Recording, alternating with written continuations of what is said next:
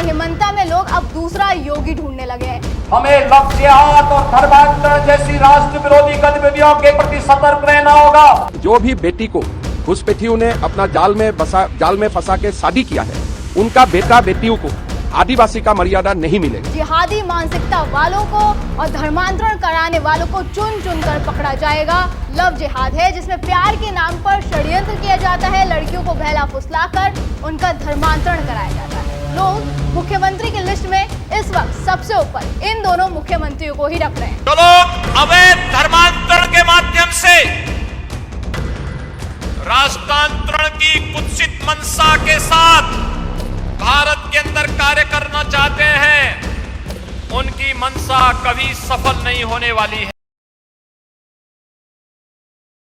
नमस्कार, मैं Nikita Rastogi, DNP India में आपका स्वागत। लव जिहाद और बहुविवाह ये दो ऐसे मामले जिसको लेकर हेमंता शर्मा फायर मोड में काम कर रहे हैं। बहुविवाह एक ऐसी कुरीति जिसकी वजह से न जाने कितनी जिंदगियां टूट चुकी हैं और न जाने कितने घर बर्बाद हो चुके हैं और इसकी मार सबसे ज्यादा महिलाओं को झेलनी पड़ती है। आज भी कई इलाके ऐसे हैं जहां खुलेआम बहुविवाह की कुरीति चल रही है।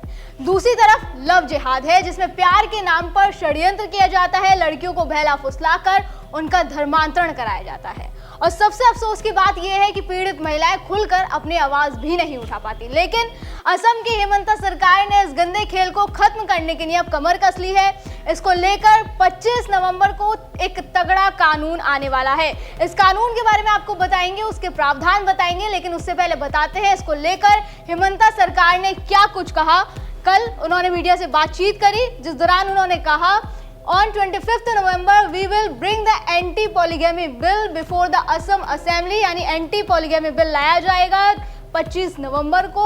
If someone goes through more than one marriage, they will be sentenced to 7 years of jail. अगर कोई भी व्यक्ति ऐसा पाया गया जिसने एक से ज्यादा शादियां कर रखी हैं, जिसकी एक से ज्यादा बीवियां हैं, तो फिर उसको 7 साल की सजा सुनाई जाएगी।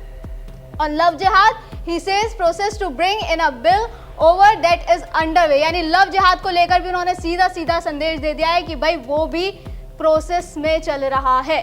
सुनिए क्या कह रहे हैं हेमंता विश्व शर्मा। हिंदी में पॉलीगमी बिल इंट्रोड्यूस, अभी लव जिहाद बिल का सारे हो रहा है। 25 नवंबर असम असेंबली में हम लोग एंटी पॉलीगमी बिल को प्रस्तुत करूंगा।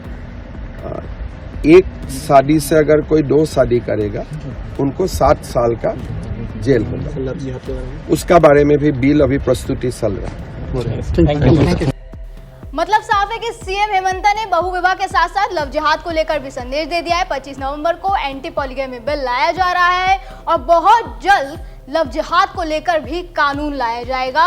और वो दिन दूर नहीं होगा जब जिहादी मानसिकता वालों को और धर्मांतरण कराने वालों को चुन चुन कर पकड़ा जाएगा। अब आपको एंटी पॉलीगमी बिल के बारे में बता देते हैं कि क्या कुछ इस बिल के तहत प्रावधान है। तो यहाँ लिखा है कि बहुपत्नित मतलब जिसकी एक से ज्यादा बीवियां हो, यानी बहुविवाह की परिभाषा और प्रतिबंध क्या है। विधेयक बहुविवाह को अपराध घोषित करता है जिसमें कोई व्यक्ति अपनी जीवित पत्नी से कानूनी रूप से अलग हुए बिना या पहली शादी को तलाक या रद्द न किए दूसरी शादी कर लेता है तो उसको इस प्रावधान में लाया जाएगा। ये सभी समुदायों पर लागू होगा, लेकिन छठी अनुसूचित क्षेत्रों जैसे बोडोलैंड, कार्बी आंग्लोन, डीमा हसाओ में सीमित छूट दी जाएगी, जहां आदिवासी रीति रिवाजों को संरक्षित किया जाएगा। मतलब ये जो क्षेत्र है ये आदिवासी समुदाय वाले क्षेत्र हैं और यहाँ पर थोड़ी सी इस प्रावधान के तहत छूट दी जाएगी क्योंकि वहाँ के रीति रिवाज अलग होते हैं और उनको संरक्षित रखा गया है इस कानून के तहत। इसके अलावा बहुपत्नित में संलिप्त व्यक्ति को कठोर कारावास की सजा 7 साल की होगी, वो मैं आपको बता चुकी हूँ। अगर कोई व्यक्ति पिछली शादी को छिपाकर नई शादी करता है तो 10 साल तक का कारावास हो सकता है। यानी कि अगर किसी ने छिपाकर ऐसा काम करने की कोशिश की तो उसे 10 साल की सजा हो सकती है। अपराध की साजिश रचने वाले जैसे काजी, पुजारी, अभिभावक को 2 साल की सजा हो सकती है। दोषी पाए जाने पर तत्काल जमानत पर प्रतिबंध या सीमित जमानत का प्रावधान ताकि अपराधियों को कड़ी सजा सुनिश्चित की जा सके। अगर कोई व्यक्ति बार बार अपराध करता है तो सजा 2 गुनी भी हो सकती है। इसके अलावा पीड़ित महिलाओं के लिए क्या कुछ सरकार इस प्रावधान में लाई है वो भी एक गौर करने वाली बात है। बहु विवाह की शिकार महिलाओं के लिए विशेष सरकारी कोष की स्थापना की गई है जो उन्हें वित्तीय और सामाजिक मुआवजा प्रदान करेगी। यानी कि अगर कोई भी पीड़ित महिला है तो उन्हें सरकार की तरफ से बकायदा मुआवजा भी दिया जाएगा। इसके अलावा ये मुआवजा महिलाओं को अलगाव के बाद आर्थिक कठिनाइयों से बचाने के लिए होगा ताकि वो सामाजिक और आर्थिक रूप से मजबूत रहें।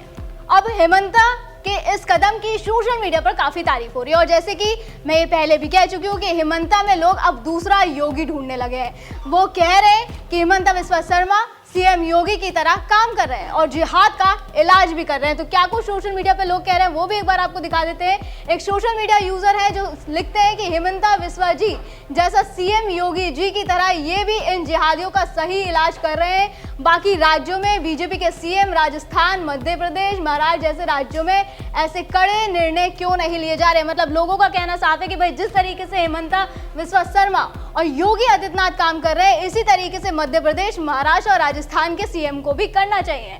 इसके अलावा एक सोशल मीडिया यूजर है वो लिखते हैं बहुविवाह पर असम सरकार इसी सत्र में 7 साल की सजा के लिए बिल ला रही है।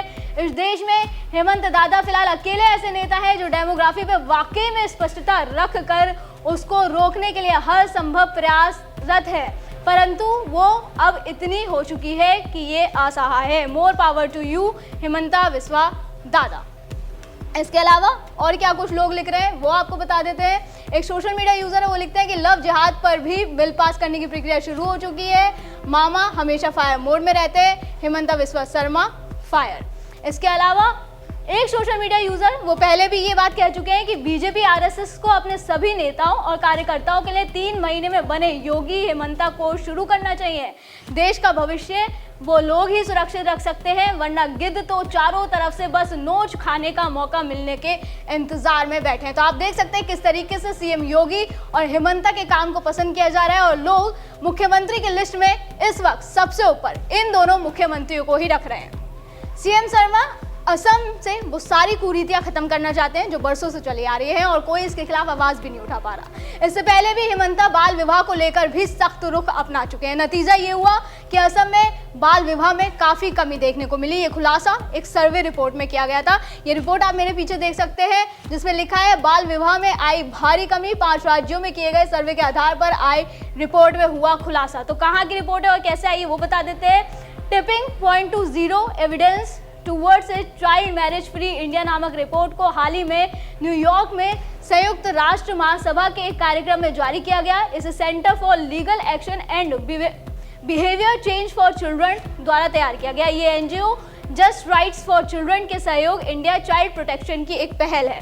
तो रिपोर्ट में कहा गया है कि असम बाल विवाह में सबसे ज्यादा गिरावट के साथ देश में अग्रणी है। यहाँ पिछले 3 वर्षों में लड़कियों के बाल विवाह के मामलों में 84% और लड़कों में 91% की कमी दर्ज की गई है और ये रिपोर्ट अभी हाल ही में सितंबर में आई थी। आप देख सकते हैं कि किस तरीके से हेमंता सरकार काम कर रही है और उसका नतीजा भी पॉजिटिव निकल कर आ रहा है। ये कार्रवाई ठीक इसी तरह है जिस तरह सीएम योगी उत्तर प्रदेश में करते आए हैं, चाहे वो बाल विवाह को लेकर हो, बहु विवाह को लेकर हो या फिर लव जिहाद और धर्मांतरण को लेकर। सीएम योगी भी नवंबर 2020 में लव जिहाद धर्मांतरण को खत्म करने के लिए prohibition of unlawful conversion of religion act 2021 लाए थे, जिसके तहत जबरन या छल से धर्म परिवर्तन करवाने पर 10 साल तक की सजा और 5 लाख रुपए तक के जुर्माने का प्रावधान था। यही वजह है कि बाबा कहते हैं कि लव जिहाद, धर्मांतरण और गौ तस्करी जैसी राष्ट्र विरोधी गतिविधियों के प्रति हमें सतर्क रहना ही होगा। अगर कहीं कोई भूल से भी इस प्रकार की गतिविधियों में लिप्त है, उसकी सूचना ससमय पुलिस और प्रशासन को उपलब्ध करवाइए। उपचार की व्यवस्था हम खुद कर लेंगे। सुनिए क्या कह रहे हैं योगी आदित्यनाथ। हमें लव जिहाद और धर्मांतरण जैसी राष्ट्र विरोधी गतिविधियों के प्रति सतर्क रहना होगा। गौ तस्करी और गौ कसी करने वाले तत्वों के खिलाफ सतर्क रहना होगा। अगर कोई कहीं भूल से भी इस प्रकार की गतिविधियों में लिप्त है, उसकी सूचना ससमय आप पुलिस को और प्रशासन को उपलब्ध करवाइए। बाकी का इंतजाम हम स्वयं कर लेंगे। उनका क्या उपचार होना है, उपचार की व्यवस्था हम स्वयं कर लेंगे। इसके अलावा सीएम कहते हैं कि जो लोग अवैध धर्मांतरण के माध्यम से राष्ट्रांतरण की कुत्सित मंशा के साथ भारत में काम करना चाहते हैं उनकी मंशा कभी सफल नहीं होने वाली। जो लोग अवैध धर्मांतरण के माध्यम से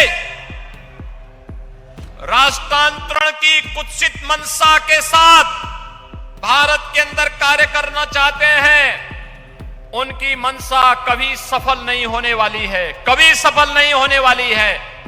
क्योंकि अब तो ये जागृत समाज उठ खड़ा हुआ है, आज हम उठ खड़े हुए हैं। इससे आप समझ सकते हैं कि चाहे वो योगी आदित्यनाथ हो या हेमंता शर्मा, दोनों ही महिलाओं के हित में उनकी सुरक्षा के लिए लगातार काम कर रहे हैं और जिसका नतीजा पॉजिटिव मतलब सकारात्मक भी निकल कर आ रहा है। दर्शकों, दोनों सीएम के बारे में आपका क्या कहना है हमें कमेंट सेक्शन में जरूर बताएं। फिलहाल आज की वीडियो में बस इतना ही, फिर होगी मुलाकात। आप देखते रहे डीएनपी इंडिया, हर खबर भरोसे के साथ।